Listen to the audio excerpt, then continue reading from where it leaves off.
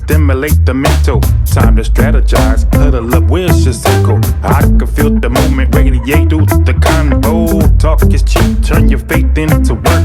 I drink my second cup and put my hands in the dirt. 2 cups, drinking straight drip from the earth. Caffeinated conversations, you heard them here first. One for the wake up. One for the wake up. Two for the work. Caffeinated conversations, you heard them here first. Welcome back to 2 Cups Cafe. I'm your host, Alan C. Jackson, aka 2 Cups. And today, who I have coming through to have a high quality caffeinated conversation is my main man, Charles Williams. How you doing, my brother? I'm doing well. Thank you for having me, my brother. Oh, man, I'm just so appreciative that you come by. We've been trying to set this up for a while now, sir. man. And I'm just so blessed that you would just grace me with your presence today, man. I'm just want to really just get into your story, and then we could just really kind of talk about what you're doing these days. Okay. So you just tell us a little bit about yourself. All right. Well, for starters, I'm not a resident of Toledo. Well, I'm not a native of Toledo, Ohio. I am a native of Warren, Ohio. Okay. I have been here about 25 years or so. Okay. So 18, go to college, and end up in Toledo. My general baseline is my wife. We've been married going on 20 years. Awesome. We've been together 22 years. Okay.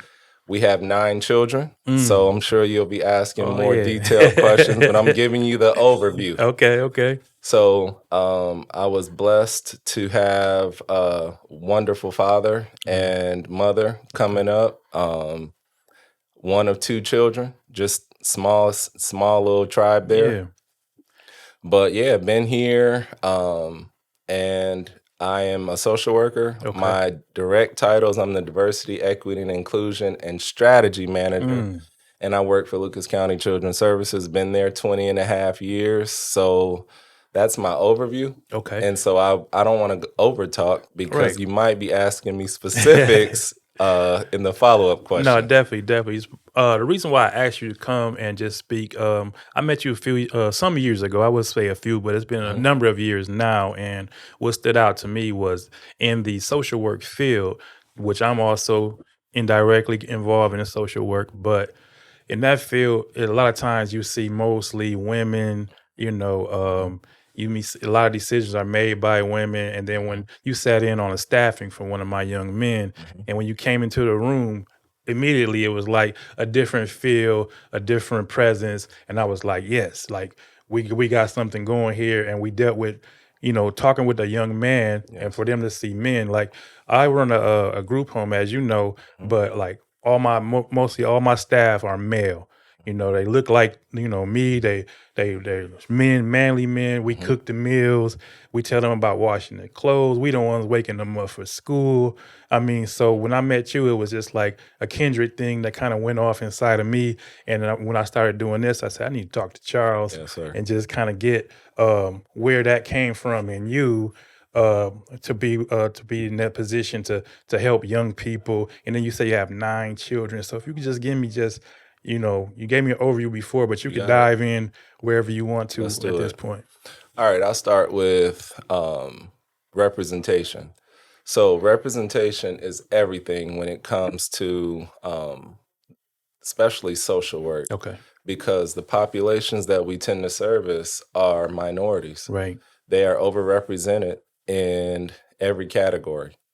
And so for me, no, I didn't choose social work. Okay. It, as cliche as it sounds, Brother Allen, it chose me.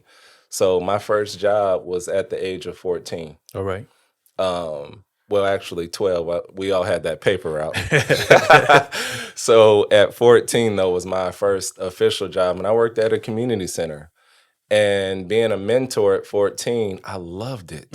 I absolutely loved it. And kind of matriculating through high school, I learned very quickly that my passion was kids and just people in general. Okay. I have a love for people, as cliche again as that sounds. So I know I wanted to go into a career path where I work with people, But here's my broken pipeline. I talked about my dad in essence, but the reality is my dad did not pass that career baton to me. Okay. So my life changed early, like a lot of African American males, where at the age of 5 or 6, that was the last time I recall my dad getting up every day and going to work. Okay. So took some bad advice, and the residual effects is it impacted my family.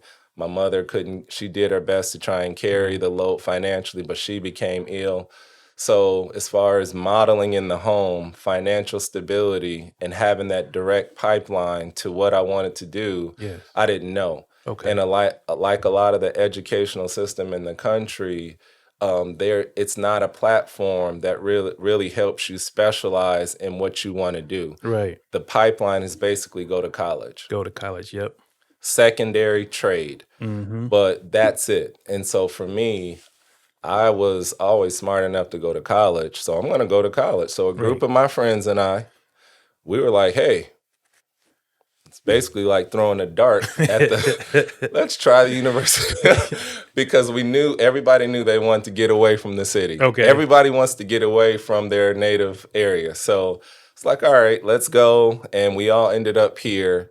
And I'm one of the only ones who stayed. Okay. But as far as a major, and this is dangerous, financial ramifications of going to college, but not knowing what you want to do, which is kind of, an acceptable nuance amongst college students. Oh, you'll figure it out. But now we're learning what the financial ramifications are. It is not a good thing. So when you know better, you do better. So going back, my major was psychology, and I still didn't know what I wanted to do, though. Okay. So I graduate because, again, one of the great things that my parents instilled in me is stability and finish. You got to finish. Yeah. So it's like, all right, head down, do what I got to do. You have to finish. So, yeah, I finished. Mm-hmm. But even after that, Alan, I was like, I guess I have to get a job. Right. What now? Yep. Yep. So at that point, I literally remember me graduating and just going to fill out applications. I promise you, I don't know how I ended up downtown Toledo, and I can literally count the times on my hands that I was downtown in undergrad. I just never came down there. So I promise you, I do not remember filling out the application with children's. I do not remember it.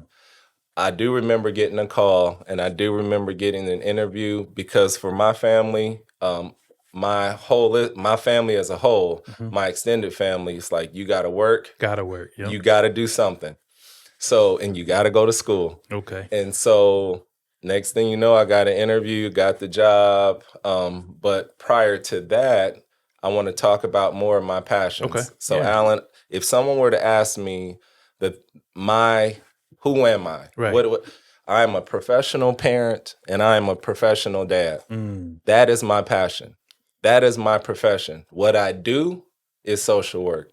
What my specific job title is I'm the DEI, Diversity, Equity, and Inclusion Manager for Lucas County Children's Services. Okay. Yes, I really like it. I enjoy it. Great people. But if you took that away from me, I still would thrive. Definitely. I'm still going to survive. My passions lie in what I'm doing. My passions are rooted in family. So I guess I'll circle back around, because my story is not it's not the conventional story. It's not pretty traditional. No. Yeah. So rewinding, got the job, but before that, in undergrad, I was working at the Boys and Girls Club, and I worked there for 5 years. I literally, my first 2 weeks at Children's Services was my last 2 weeks at the Boys and Girls Club. So I met my wife at the Boys and Girls Club, man. Okay. She was there as a volunteer. Oh, wow. And I quit for like a month because I was like, wow, everybody chases those jobs at UPS. Right. And they're like, dang, they're making that money and you only have to work this amount of hours. But I was a little bit depressed in the back of that trailer. That truck slinging them boxes. Look, I love the workout. I loved it, but it was dark, cold, and my mentality, my mental state, I need to work and be around people. People, yeah. So me, young 21-year-old, 22-year, I walk myself back to that Boys and Girls Club. My wife was literally at the front desk. I walked past her to the director's office and said, "Man, can I get my job back?" So she was like, "Excuse me." Like, where you going? My wife's a rule follower. So she was like, "Hey, brother, excuse me." And so long story short, I got my job back. My wife and I were just friends at the time. We ended up getting put on some projects together. And I was like, I like this woman. I'm going to marry. So she's gonna kick me for saying this. But one day I sang Luther Vandross. I was playing with her. I said, "Let me hold you tight." That Yeah, Luther yeah, song. I remember that. She was like, "One night, nothing. Get off of me." And so we were just friends. But the crazy thing is, when she said that, I said, "Oh, I got a chance." All I heard was one night. So you want a bunch of nights. So you So spark something right there. I said, "Man, I am going after her." After that, we ended up talking, starting our relationship, and 22 years later, we stand here happily married, man. That's beautiful. But joyfully married, because there's a difference. Yeah, it's different. Happiness will come and go. You are not always happy in a marriage, Right. but it's essential that you keep joy, find it, and keep it uprooted within you, because that is going to sustain you in those rough times. Yeah, they say happiness depending on happenings. Yes. You know, but that joy, that's that fuel. That's man. facts. Yeah. That's facts. So here we are. So I'm working, providing, and for me, everybody has an Achilles. Okay. Everybody has a wound in their flesh, so to speak, where I call it the voices committee. And you have to either be fighting against that on the daily to rebrand yourself or to sustain who you are building, or you can subscribe to the negative voices or some of the drop batons that you were given in life. Talking about. Yep. So, and we all have them, and not everybody knows about them, but you know. Right. And so for me, one of my voices was not providing for my family, because that's what was. So seeing how we struggled and seeing how my mom had to carry, the load a lot financially, it's one of my voices. So I always would work 1, 2, sometimes 3 jobs, because my wife told me, period, point blank, my mom stayed at home. Now, my mother-in-law is a police officer. She is 30 years in. Okay. Love her. But she stayed at home with my wife and my sister-in-law. Okay. She stayed at home. So my wife told me, I said, whatever you want to do. Right.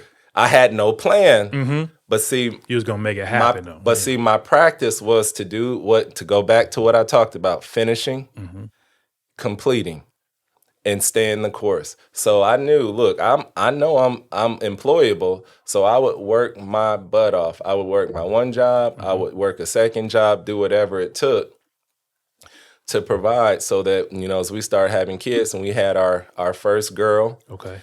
And then we thought we were going to have a bunch of kids, man, because we wanted to be the Huxtables 2.0. Right. We called ourselves, we literally to this day call ourselves Williams 2.0. Williams 2.0. And it's not a knock on my genesis, on where we started.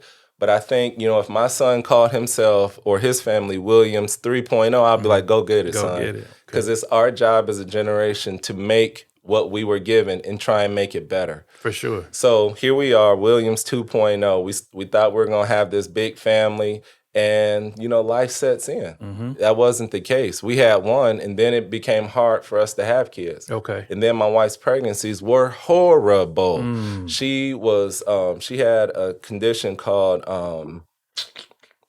sorry, honey. She had a condition that basically made it, she was sick from beginning to end. Okay. The whole time. Basically, a month after conception, she was ill, in and out of the hospital, PICC lines, visiting nurse, whole. Yeah. So not only did we have that, we lost a child in between us having our next child, and we went a series of years, Alan, before we had our son. And at that point, we just I said it's not worth it. I'm not Yeah, that losing had to my wife definitely it had to be for a difficult. pipe Yeah. dream for that we had together. We have to adjust. In life, you make You had adjustments. to adjust. Yeah. I am a proud believer. I am unapologetic. I'm looking at you. I am unapologetic when I say I am a proud believer. I don't. It is not something that I'm willing to compromise. Right. And my spirituality, we are spirit. And I'm getting off the topic, but I It's just all want to right. segue really quick. We live and we make these plans in life like we're going to be on earth forever. Right. Every number and measure is against you. You're going to spend eternity somewhere. Somewhere. And wherever you believe and however you believe, I respect it. Being the DEI person, I respect it. Right. But as for me, I also give my space to speak my story. And so wherever I am and in any platform, I make mention that I am a proud believer. It has sustained me. Right. It keeps me, and we talked about that joy. It is the main ingredient of my joy, because even if my wife was taken away, I have to keep going. Yes, sir. So I'll say all that to say, we continue to build this brand at 2 kids, but we have to look and say, all right, is it worth my wife leaving this earth? No, it's not. So I was like, you know what? I'll get fixed. You know what I mean? And so we will just live with our 2 kids and we'll be fine. A couple years down the road, we got a call where one of my relatives back in my hometown, my cousin, they were going into the system. And so my wife and I were both in agreement, like, no, we don't want him in the system. Right. So we basically had him. He's been with us. He's now going to be 9. We've had him since he was 1. That's beautiful. And then from there, we were a family of 3. Now, you and I both can attest with working with kids that don't naturally come from you. It's a challenge. Yes. So, to speak into that segment, when you are a parent, you also become a student. Right, So you're not definitely. every parent or whatever the marriage union, just as much as I am a husband, I am a student of my wife. Right. So the same, we don't realize that when we have kids, you are a student Gotta be. also, because you are learning along the process. So even much more so with my little cousin who didn't come from me. So you have to learn to love in a distinguished way that is receptive to, that they can understand it. You have to learn their languages, their love languages, their like languages. It teaches you about you. Your tolerance is different. Right, exactly. Your tolerance is different. And so here we are 3 kids later, and my wife's like, and I agree with her. It still doesn't feel sustained. It doesn't feel like it's enough. Okay. So a couple years later, we're like, what about, fostering? I know we want it. And in the back of my mind, I was prayerful, like, Lord, please bless my wife to be pregnant one more time and to not have any illness. No complications. But, God's no is still that means he's still talking to me. So his answer was no. And so I'm okay with that. And it's crazy. That's powerful. You said, guys know it's still an answer that he's talking to me. Yes, I'll accept it. I'll take it. I like that. I'll take it. Yeah. So, but it's weird though. Even to this day, even at 44 years old, somehow I'm like, dang, what if my wife got pregnant? And we still had that healthy pregnancy, because that's one loophole my wife, we never had those experiences where I got to see her be happy and pregnant and eating anything in sight. We don't have that. Right. So where you have those fragments, some things you'll always have to carry with you, and you have to keep moving on. It doesn't, because we overcome by the word of our testimony, because somebody is going to hear this and be inspired in one way, shape, or form, that you can still keep moving on. Yes, sir. But it doesn't mean that you walk away without being branded or having a thorn in your side or a reminder of what wasn't. But you have to feed what is more. That's you right. have to feed where you're going more. You have to count your blessings more. So here we are. We start taking the classes. And right after we finished, we got a call. You know about those calls. And at first, oh no, the first call, my wife was so excited. I'll never forget this, Alan. I was at the McDonald's drive-through getting I think it was coffee. I think it was coffee for my wife. So he didn't come. So it was a reminder. Right. So when you have something that you hold near and dear to you that's essential, and you feel like the ball was dropped in your life, there's nothing worse than like a reminder. A reminder, right. When something happened, you have a new occurrence that attaches itself to that pain that once was. Right. And so it like reopens that wound, right? And so we got that call and it was like, wow. You know, she started getting beds and it just didn't happen. So again, I will say this, what you practice in your everyday life is what will sustain you. So if you don't practice communication and togetherness and just collaboration and working together and building yourself and, you know, added prayer and just discipline, if you don't practice it, it will expose you in the times of need. Right. So I'm a big advocate of just working when no one else is looking. Definitely. Living your life when no one else is looking. Because when you get amongst whether it's success or failure, it won't make you or it won't break you. Yeah, I like so that. Either way, you stay right in that lane of being who you are called and committed to be. And so that's kind of what we practice. So we dusted ourselves up, wiped our tears, and months down, I think a couple months later, got a call for 3 girls, and 4 years later, they are now our adopted daughters. Oh, that's great. So they had been with us. We love them to death. So we became a family of 6. Family of 6. So you doubled. Yes, sir. So we finalized that last November. Okay. So we are in between that time. We have had more kids. So while we had them, we had like 4 kids come to our home, but they all went home. Okay. So, but we still are in communication. 2 of them still come to the house, stay with us, hang out. So we fast forward to 2023, and we get a call for 3 kids. Now, this is the "Are you crazy" line. This is the "Are you crazy?" So your friends kind of like, child. Look, Alan, everyone, we get a call. We're a family of 6. And so they said, all right, we have 3 kids under the age of 3.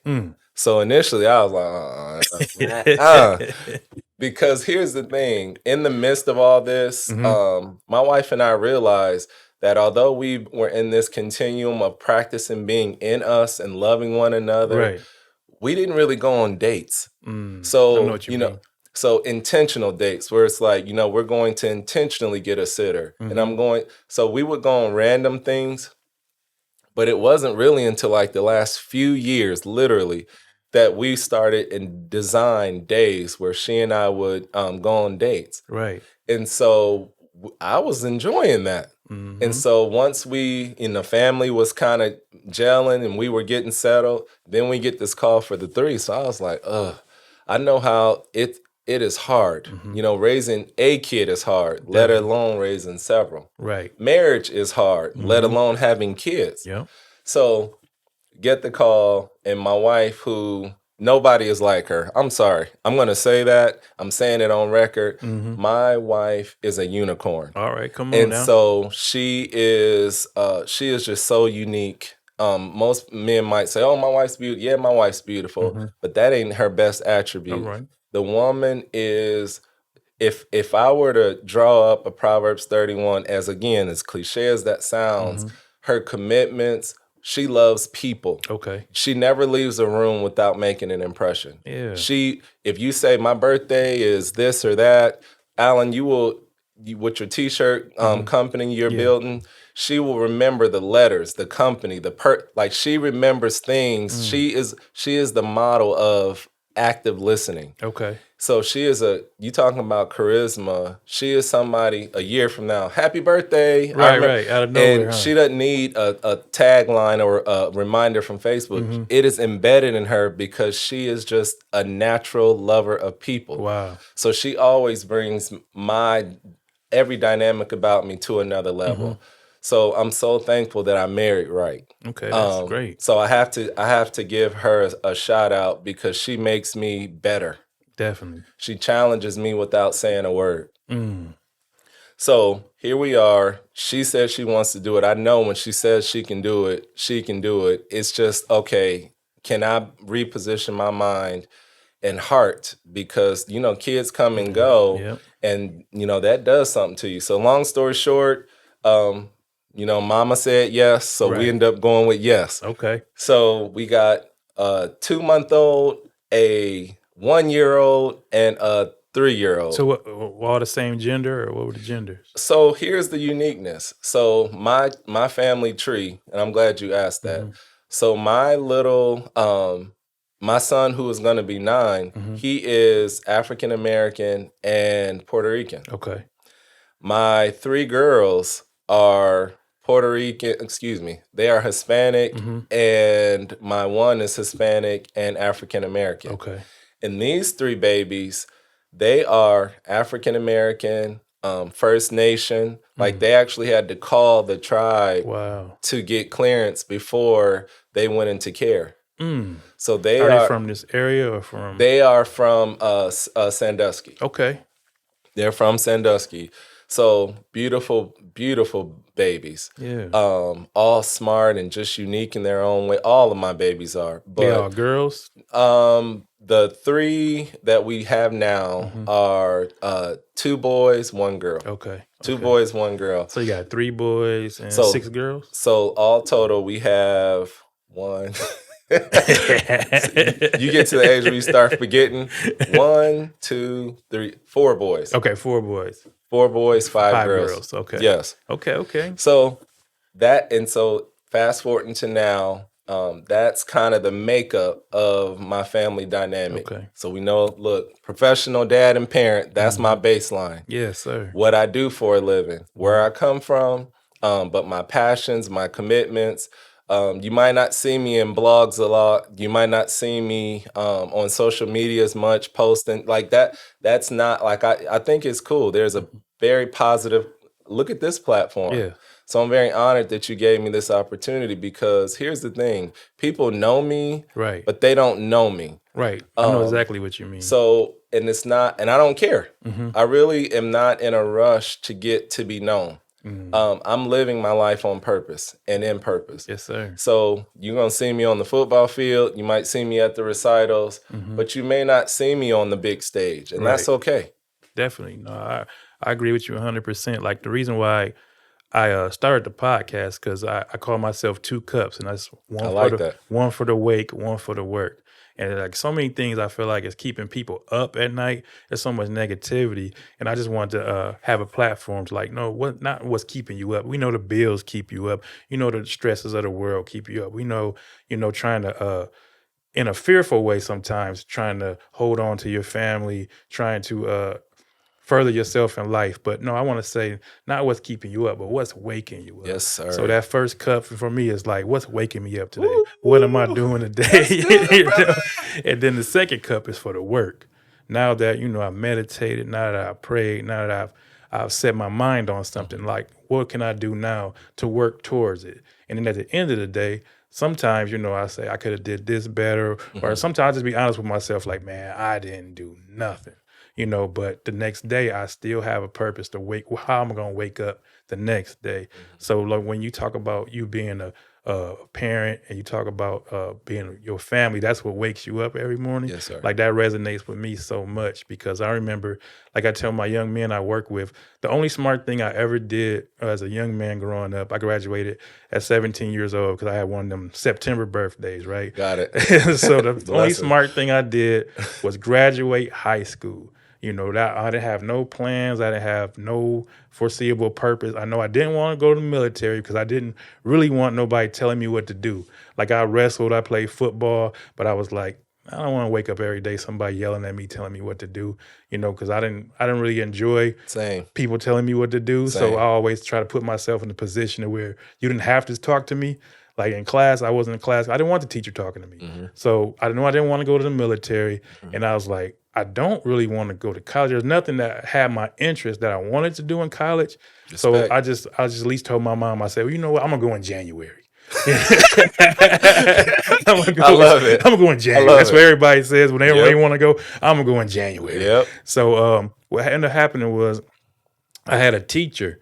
Her name was Miss Black, Mhm. and she had one of my best friends passed away in high school, and we had the same class in her class, and she had a class called Jobs for Ohio Graduates. It was Mhm. like a granted class, and I just showed up, and I missed I probably missed like 3 weeks of school after he passed away. He fell into a diabetic coma. He didn't Mhm. know he had diabetes, and he passed away. I'm telling you, I did not go to school for about 3 weeks. The school worked with me though because they knew me and him. We were like best friends since fourth grade. And so when I came back to class, she just really, took me under her wing and she asked me all these questions about when I graduated and this, that, and third. And I'm like, well, I don't know. I don't have a plan. So Mhm. she would call once a week after I graduated and would have job leads for me. So I would go to my grandmother's house because we didn't have cell phones and stuff back then. She like that teacher called again and she said she Mhm. wants you to go to put in the application. Chuck E. Cheese is about to open. I'm like, all Nice. right. So I went to Chuck E. Cheese. And it was interesting. I was standing in line. Man, I had a big afro at the time. There it Man. I is. had a big afro. I was just like, I thought I would look professional, but I really didn't. So Mhm. I'm standing in line, they talking to the people, they like, guy at the desk, he's like, okay, so tomorrow you're gonna wear, he's not talking to me, talking to people in front of me. Tomorrow you're gonna come in and you can make sure you have the khaki pants and the white shoes and this and that. And he's like, okay, thank you. Shook his hand. Like this is all like first day walk in. This another person, they said the same thing. They get to me, they was like, all right, so we'll be in contact with you. We give you a call, and then so I'm walking out the door, and next guy behind me. So tomorrow when you come in, so it was like, Man. so I was like, man. Then I had a 1980 Chevy Monza, right, Okay. and I bought it for $250, right. So, Okay. so I went to go to a pizza shop, apply for a pizza Mhm. delivery Mhm. job. He walk outside, look at my car. I'll be in touch, 'cause it was on his last Oh, leg though. So we look, went in through all 2023, they would say, "Come on." right. So with Go all ahead. of that, like what wound up happening was she gave me another call. I don't know if you remember, it was called the Private Industry Council. They called it PIC or whatever. They used to Yes. give teenagers jobs. Yes. So they made a deal with the auto factory, and she gave me a call. She said, "Look, there's a job. I sent your name and another youth name in. It's a union shop making over $10 an hour. Just go apply." And I was discouraged, man. I was like, well, I'm just gonna go do it because I had Mhm. put in, probably like at least about a dozen applications, across the city. Like How old were you I was at I the was 17, but I was turning eight. I turned 18 the day after. You had to be 18 to fill out the application. So I turned 18. I turned 18 September 19th. I filled out the job application on September 20th. So in your frustration, you could have turned to Oh yeah, I had a lot of, you could have turned left. yeah, I had a lot of opportunities to turn left. And I'll say this like on camera, like even while I was trying to quote unquote do the right thing, I still had doing some things I wasn't supposed to do. Say it. You know what I mean? Because, I grew up where it was normal to sell drugs. Mhm. Everybody did it. Facts. Like, you needed to go to the prom. Hey man, Facts. I got 20. How can I make 40? Mhm. So Mhm. that was normal. Mhm. But I would say so I filled out I came to the place of it was like welcome to Jeep signs, welcome to Chrysler signs everywhere. First thing I said in my heart, like you talk about like battling those deficiencies or Mhm. insecurities or those wounds, I said they're not gonna hire me. I had said that, but then I just went ahead and filled it out anyway. And he just kept calling me week after week to you gotta do this, you gotta take the skills test, you got, pretty much like a dexterity test. Yep. So I just followed all the way through and I got the job. My mom told me, she said, so all she said was, son, don't mess that up. And I was like, so she was almost prophesying because my first day of work there, I said, man, I wish I'd never told nobody I got this job because it was hard. I didn't know anything. Mm, I yes. went home, my knees was hurt, my hands was Yep. sore. I said, man, I wish I'd never told nobody I got this job. So for anybody watching or listening, so accountability, tell somebody, what it is that, you're doing so they can ask you how's it going. Because if you Yep. keep everything secret, you can quit in secret. Nobody Absolutely. know. So I said all I had to say, man, I didn't have a plan. I wound up meeting my wife at Jeep. Really? She had came there. Her mom had got her in. They had a lottery system. Got her the She was there job. before you? I was there. I had more seniority than her. I had like Okay. 4 days more than her. Okay. Respect. Right. So Respect. I had more There seniority. it is. No, but what happened was, so I met her. I didn't even know like she had spent time in the military. She already had a child, and then we wind up working together. And then, Nice. she, how you say, got to the point where it's like, hey man, what we doing? What's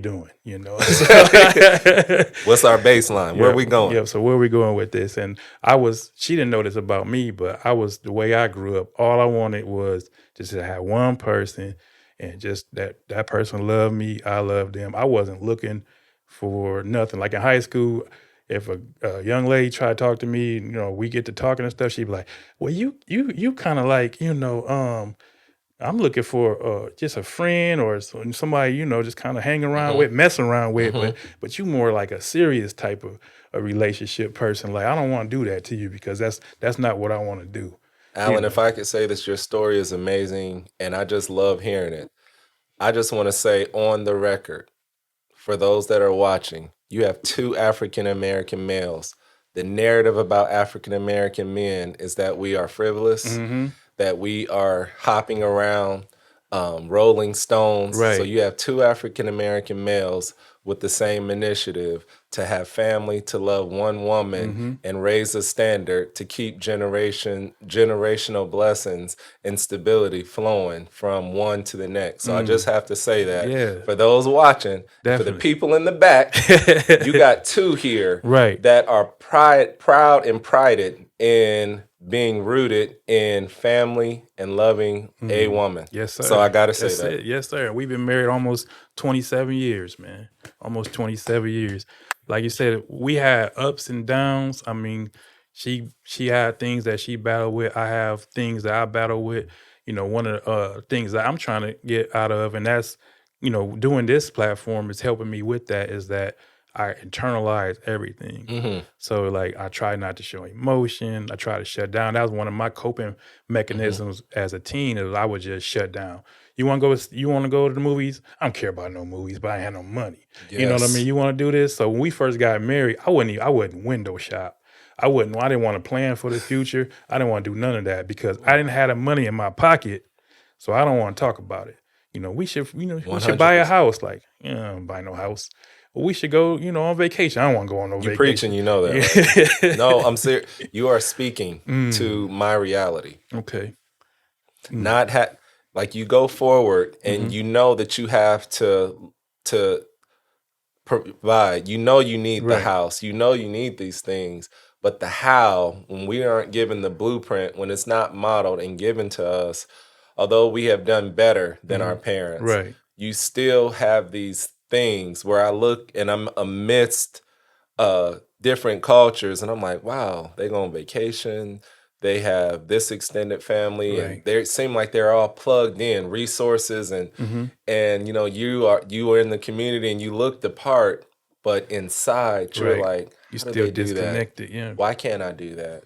Why don't I have this? What's the next step? So fear is one major element where in the black male, the presentation is always one thing, but one of the inner challenges or demons, if you will, is a lack of something Right. and a fear of something. Right. Where the imagery is that they're afraid, or the media image is sometimes is that we're the portrait of fear and aggression, and the fear is emanating from us, but I was just gonna say that inside that we're fear, the ones. yeah, because that fear will make you aggressive. Yes. Like a lot of young men that I work with, they're aggressive. Mhm. But if you really peel it back, they're really afraid. When you have those one-on-one Yeah. conversations, are they aggressive? Typically not. No, because the teacher called me. You got to come get him. All I try to do is get him to do his work. He tore the whole classroom up. Mhm. But I'm like, but you asking him to read in front Boom. of the class, Boom. and he can't. Boom. But now, so he's feeling like he's about to be exposed.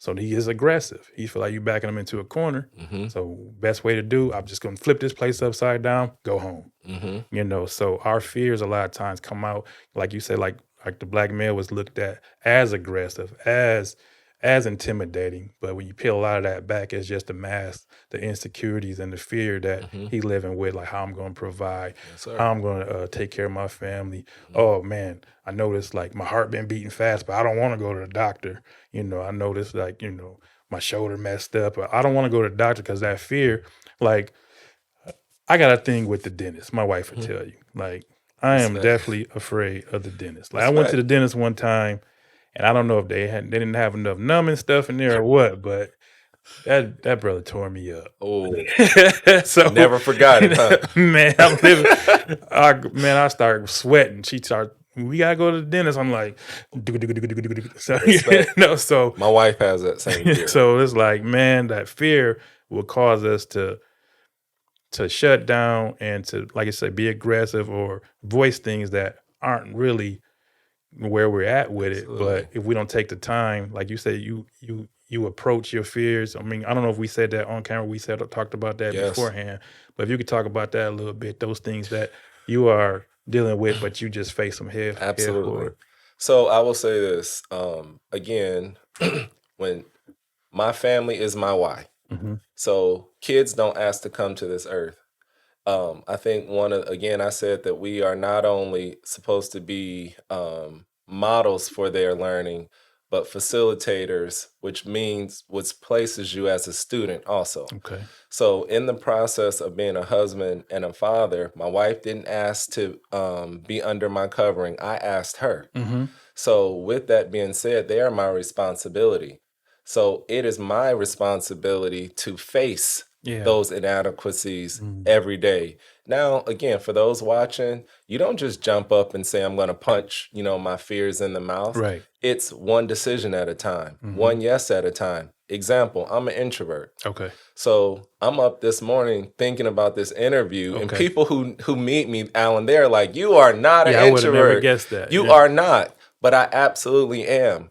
And so it has just been the calling and the things that I've been exposed to that keeps pulling me where it expands who I am, Okay. where I can operate in both kind of prisms. Mm. But me being able to face those fears, I have to, because Yeah. so it's one decision at a time, it's one mistake and one acceptance at a time. Because Right. the way you face your fear is not always you going to the mountain saying, I finally got it. It is saying sometimes fear looks like I forgive myself. Yeah. Fear looks like I made a mistake, and you looking in the mirror and taking a breath. Fear looks like you saying I statements instead of half doing it. Mhm. I apologize. Yeah. I acknowledge. Sometimes fear looks like you dropping a tear in front of your kids so that they can see what the emotion of a black male might look like, and that Wow. it's okay. So those are little examples of how I face my fear. But why is because, again, my baseline and root is my wife and my children. Mhm. So the fact that they can see that I am failing forward, Yeah. sometimes moving forward, sometimes successfully moving forward, but a lot of times you fail forward. Definitely. But making sure that I do it in an arena where they see it. Okay. Because I don't want my wife and kids to say to be excluded from my experience, because I will be robbing my sons of their opportunity to see a man in the holistic form. Right. I'll be robbing my daughters of an opportunity to see what a man should be or what a man should do in his success or his failure. And that's interesting you say that, because when I grew up, men didn't talk about Say it. anything. Like my grandfather, I couldn't tell you Like my grandfather on my little brother's side, I couldn't tell you anything about his upbringing. I just knew he didn't have a good relationship with his mother because when she passed away, I remember him going to her funeral and I asked to go with him, but he didn't take me, but he thought about it. But he said, man, if I had 50 cent, my mom wanted a quarter. He said, that's why, Mm, because I asked him, like, how come, you never went and saw your mom? He's like, if I had 50 cents, she wanted a quarter, I'd never talk to her. mm, But past that, he never told me about his dad, his upbringing. He was from Oklahoma City, Oklahoma. I didn't know anything about him. Then on my mom's side, my grandfather on that side, he didn't even call the guy that his dad, or I think he was adopted, sort of like, but he would just say the guy that raised me, the guy that raised me. But he never talked about family dynamic. He never mm. talked about, how he wound up in the Army Air Corps. He was a bomber gunner, in Korean conflict and in World War II. But he never. All he would talk about, he would say stuff like little quick quips. He'll say stuff like, "You ever seen your buddy get blown out the sky? Make your butthole tighten up. That's what." But it's Mm. like, but that was just like an aggressive, like just Mhm. statement out of Mhm. nowhere. But I could tell he was dealing with something, living Trauma. with something. But he would never tell me anything. And so when we had our children, I would tell him like, we go to McDonald's. I'm tight on money. I said, y'all got $4 a piece. Like you pick what you want. I'm like, why, Dad? It's like, because that's what I have. Mhm. Like, but when I was growing up, your parent never told you, what the financial situation Yes. was. So Yes. I, like you said, dropping a tear or Yeah. just being honest with the children. It was like, it was different from, me and my wife, but because I was just like, no, I know it's just so many unknowns that I have. I don't want them to have those same unknowns. So, Amen. so that's how. Thanks for sharing. You know what's beautiful about what you said is in life we all get a plan. And if I like pizza Hmm. and you like chicken, I might get a piece of chicken, you might get a pizza, and you have to learn to adjust and make those adaptations until you can buy your own, until Yeah. you can create your own. So hearing your story of how even if your dad didn't talk to you about aggression, he molded it. Right. And so that is something that you naturally could have picked on and up on and said, all right, I'm gonna Just be, how you do it. I'm gonna Yeah. do it like this. But instead, what I admire about you, brother, is that you took the good and the bad and Hmm. said, all right, I'm gonna figure it out. I'm gonna keep failing forward with the afro in the line to the 1980 beat up car. I'm going, even though my hands are all busted up, and it's so good that you kept going because we wouldn't be here today. Right, for sure. You wouldn't have all the kids that you are touching. And Mm, believe me, I hear the stories. mm. I would not be here to be sitting here in this platform if you hadn't kept going. Yeah. And so I'm so thankful because we're around the same age, Mhm, but to hear with me being some years behind you, even mhm. at the marital level, to see what it's like 5 years from now if I Yeah. keep going, what it looks like if I keep going. Thank you. And I Mm. mean that from the bottom of my heart. Thank I you appreciate for that. being that model and that example because I'm speaking for me. Yes, Every sir. Yeah. black man needs an example Mhm. aside of him, behind him, and in front of him. Yes, sir. And so I am so thankful to look forward Mhm, to see someone. If I keep going, this is what my life can look like. mm. So now, by default and by proxy, you are passing a baton to me. And so now we are able to tackle. This is how we tackle generational curses and stuff, Okay.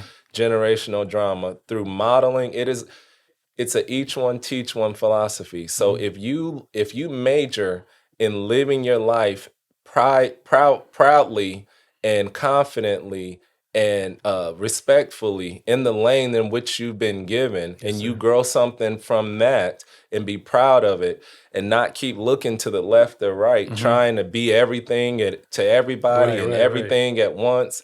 If you settle in and take a breath, to those who are watching, if you just settle in and just take a breath, settle into where you are. and take that moment and you build your life brick by brick. And I think we define success the same way. It's not money. Right. You look at every stat, every data point. Money will never sustain us. Never. It will never fulfill us.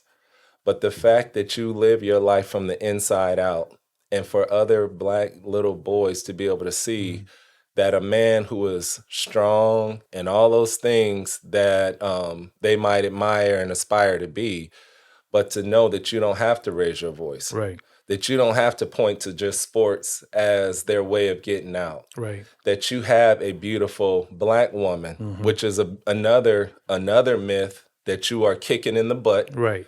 that you have a family, and that you talk about some of your challenges, that it's not a perfect portrait of Right. what you should be, but it Exactly. is my portrait. It's my stable portrait. And if you want to do something like me, you can do it. That's sir. what I see is I'm Definitely. looking up the Definitely. road that if I keep going, I could do a podcast. If I keep going, I can have a t-shirt company and still have my business, still have my place of employment. If I keep going, this is what my marriage, I want to take my wife to Hawaii because we Yeah. haven't been. Amen. So I appreciate that you setting that tone, because my message to not only you and I, as I salute you, to the world, is that someone is always watching you Definitely. and you don't know it. And sometimes we feel alone, like we're not enough, especially in our communities. Right. We aren't enough. We don't have enough. We don't do enough.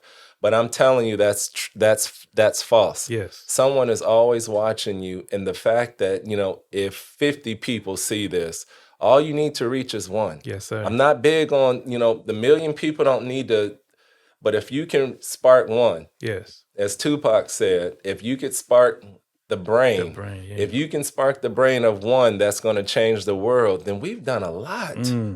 We've Yes, done a sir. lot. So thank you, man, Oh, for man, I doing what appreciate you that. do. I 100%. really mean that. 100%. And you do it, what's bad about what you're doing, and I mean like dope, Yeah. is that you do it in a calm, succinct way. You're not loud. This is a look at me society. You like, I got this. Yeah. And it doesn't mean, again, that you are that you have it all down. Right. But you are another example of, you do not have to yell to the mountaintops, look at me, I got this, I'm doing this, You're like, look, you can do this. Right. And we need to hear and see the model of a Black male who knows how to whisper his success just as much as we yell our success. No doubt. No doubt. Oh, man, I appreciate that, man, 100%. And before we get out of here, I know when I first met you, you had a different area Yes. that you were working in, but recently, I don't think in the last few years, you took on a new position. Yes. And I've seen that title before, but what exactly, if you could just tell us what that means? Yes, absolutely. So here's the thing. So diversity, equity, inclusion, and strategy is a new area that you'll see popping up all over the country.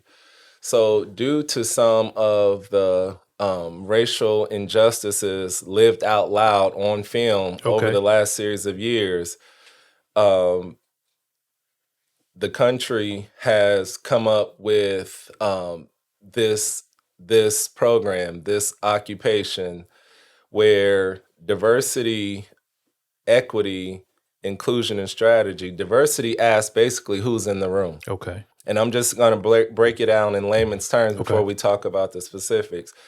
Inclusion asks, now that we're in the room, are we all represented? Okay. The equity piece says that now that we're in the room, is everyone have a fair opportunity? Is everyone seen? And then the strategy is to make sure we bring us all together now that we're here, to make sure that we have an opportunity to be seen, heard, valued, and advanced. Okay. So over the years, and for those that are still in question, think about it like this: human resources. We can recall human resources being part of the job force or the workforce for as long as we can remember, right? Right. HR. Yeah. But what if I told you that human resources didn't become a state-to-state entity until the 70s?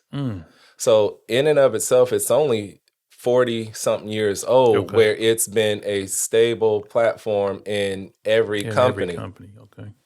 So I say all that to say with DEI, my hope and mission is that 40 years from now, because everyone needs a checks and balance. Okay. None of us know what we look like to the I can't tell you, Alan, how you experience me. Mm, And you can't tell me how I experience you. definitely. So equality is what, civilly what we thought we were fighting for as a nation, as Mm-hmm. a race. Mm-hmm. We always have used the word we want Right. equal, but we now know from data that equal is not enough.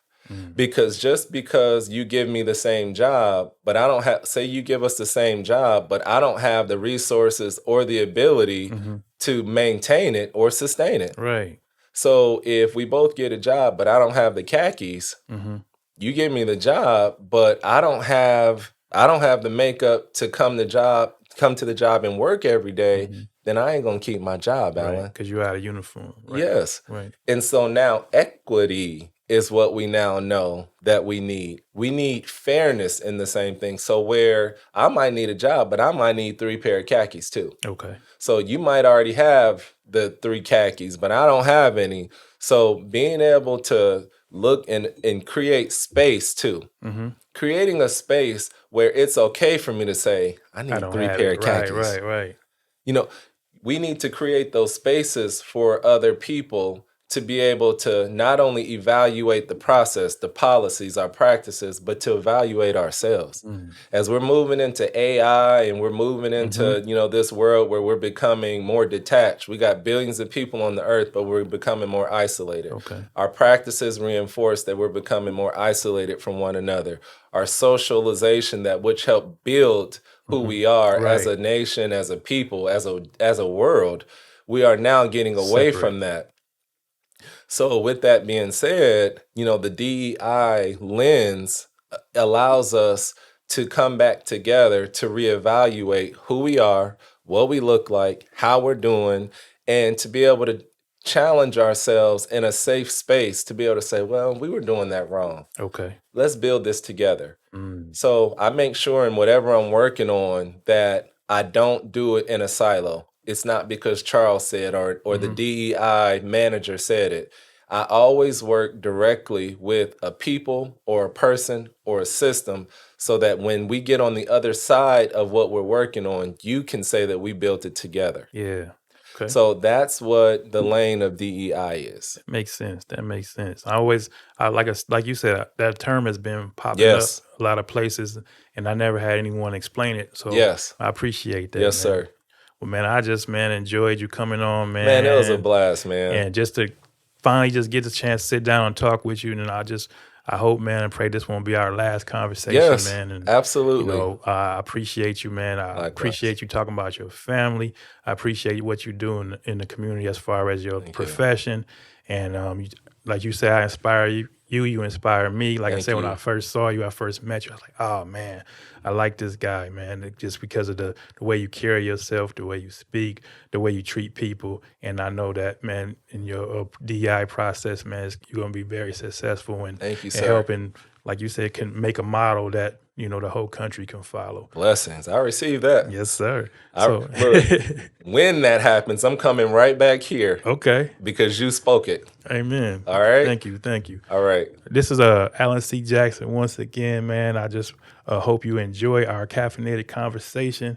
And I just want to encourage everybody to like and subscribe and to share because we're having some great talks, man, some great content. And I appreciate you guys tuning in. This is 2 Cups. Be blessed.